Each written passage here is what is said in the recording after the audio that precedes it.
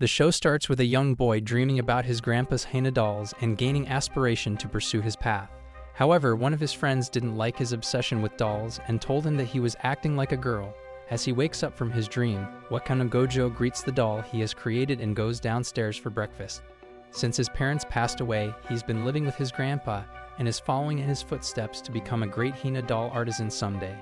Gojo sometimes feels pessimistic that his path won't get him anything since he isn't as good as his grandpa, but the other assures him that when he reaches his age, he will be a master.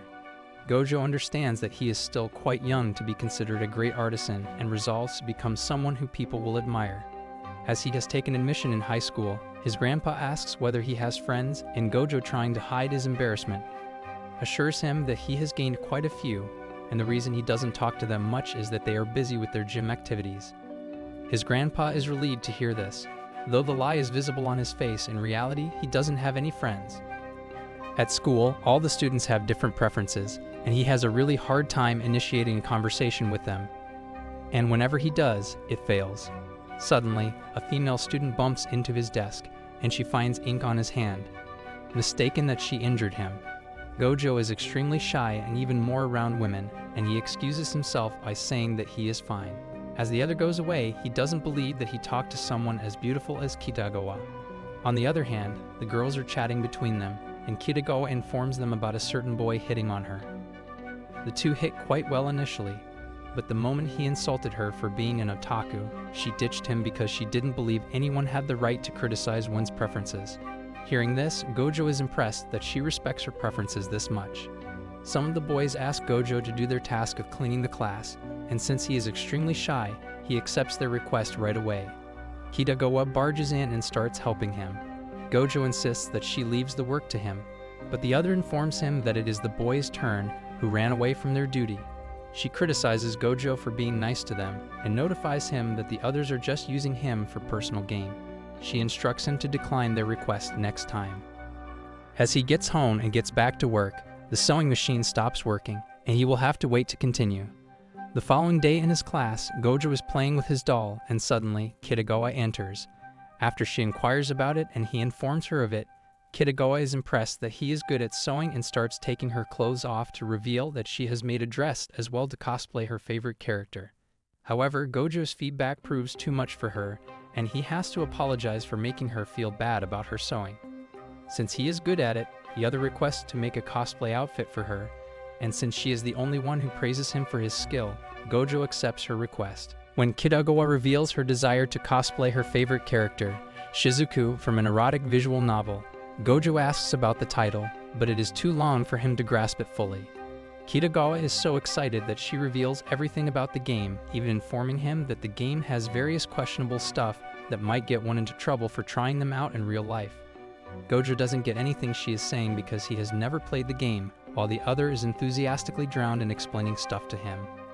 After he assures her that he will create an outfit for her, he heads home and reads the book provided to him by Kitagawa to get to know cosplay better.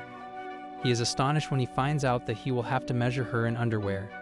The following day, he hears a knock on his door and is surprised to find Kitagawa there. The other explains that she looked at their shop on the internet, and since he is the only one who is the Hina doll artisan, it wasn't hard to find him. After she gets inside, he embarrassingly reveals that he will have to measure her in a certain way, and the other has no problem with it, quickly starts unclothing herself, revealing a swimsuit. Once he starts his process, his heart beats way harder than usual, and he finally regains his composure. As he is finished measuring her, Kitagawa hands him the game so he can get to know the character better. Later that night, while he is playing the game, his grandpa walks in and is greatly taken aback at finding him watching it so enthusiastically, even more at noticing that he is taking notes. After playing the game and sleeping, Gojo has a wet dream about Kitagawa cosplaying the character. The next morning, he can't see his eyes together with her because of what happened to him. However, she still finds him, and all her friends surround him. Before going away, Kitagawa asks him to go along with her shopping, and since everybody assumes that the two are in a relationship, Gojo decides to hide away from her. For the rest of the day, he tries his best to ditch her, but she finally manages to find him and forces him to accompany her.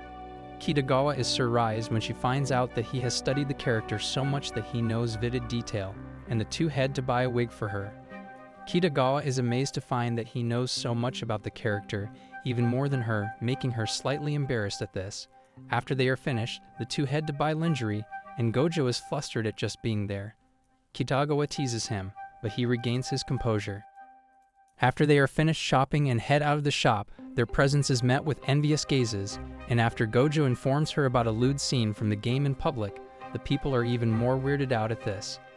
After they reach the station, Kitagawa reveals that the reason he invited him out was that she just wanted to repay him for all he has done for her, and is thankful that she met him.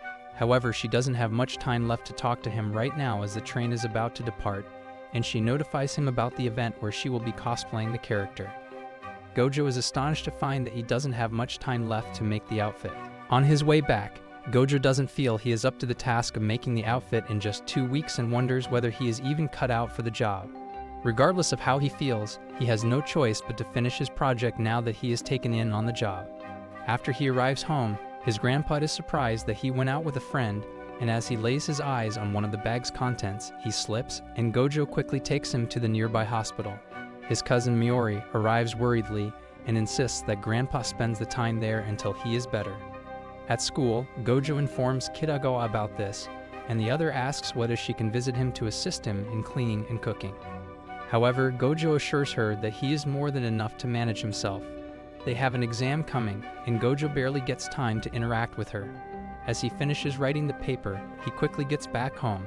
After spending the entire day trying to make the outfit, Gojo wonders whether he is even capable of making something beautiful for her. However, he isn't someone to admit defeat easily. And after he reminisces about a chat with his grandpa, he quickly gets back to sewing it. After tirelessly working day and night, he finally manages to finish making it. The following day, Kitagawa arrives at his apartment, and after he shows the outfit to her, she is more than relieved and realizes why he has been hurrying home these past few days. Though she informs him that she wasn't planning on wearing the outfit today, she is glad that the other managed to finish it before the deadline.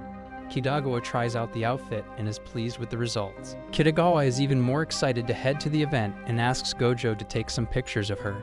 Initially, she can't help but smirk during her poses, but after acting exactly like Shizuku, the two are immensely glad about the results. As they head to the event, Kitagawa recognizes all the other cosplayers, and she is asked to pose for photos.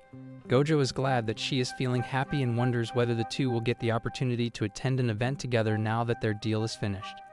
She suddenly runs up to him, sweating, and informs him she isn't feeling too comfortable in her outfit and needs to cool off. After they head inside and take care of themselves, they return to the plaza once more, where they take more pictures.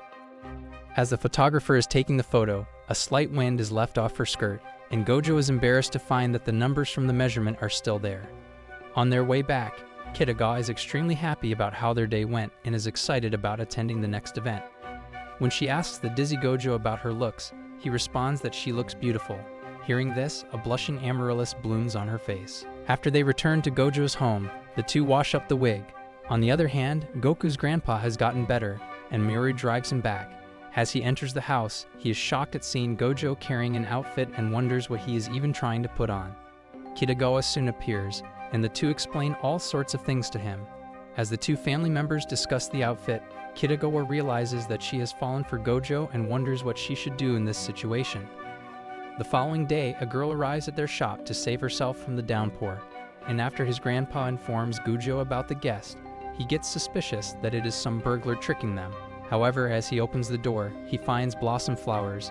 The other is embarrassed that someone saw her naked. After he apologizes and things get settled, the girl introduces herself as Sujuna Inui, the popular cosplayer who goes by the name Juju. Juju reveals that after she saw Kitagawa's post, she was impressed with his work and tracked him. When Gojo declines her request to make an outfit for her, the other threatens him by accusing him of sexual harassment, and he has no choice but to accept his request. Kitagawa arrives at his home, and she is amazed to find her favorite cosplayer in person. Juju informs him about the character she plans on cosplaying, and the other explains the whole plot to him. Seeing their way of chatting, Juju thinks that the two are a couple, but Gojo quickly debunks this idea of her, and Kitagawa is even happier to find that he has never dated a girl before. She quickly requests Juju for a joint cosplay. Will she accept her request for the group cosplay? What do you guys think? Let us know in the comments. For now, leave us a like and subscribe to our channel for more.